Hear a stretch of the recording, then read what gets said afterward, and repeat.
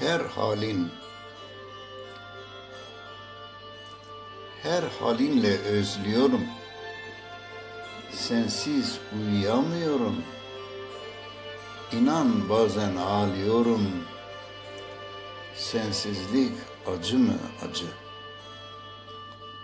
Karanlıklar hiç bitmiyor. Sabahın ışık saçmıyor. Başkası kalbim açmıyor. Sen başımın tacısın tacı.